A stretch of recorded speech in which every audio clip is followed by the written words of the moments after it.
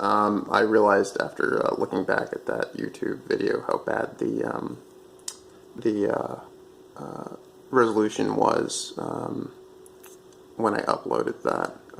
So I just want to give you an opportunity to actually really see what the Thecus looks like with the RAM actually being detected on the operating system, because you really couldn't make out that 8. So let's see if we can't get a little bit closer here.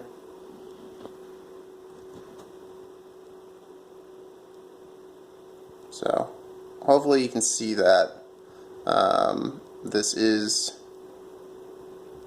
the Thecus with the D2701 processor running the 8 gigabytes of physical memory. And again, this is just to make it clear to folks that, in fact, the operating system is recognizing it. Thanks.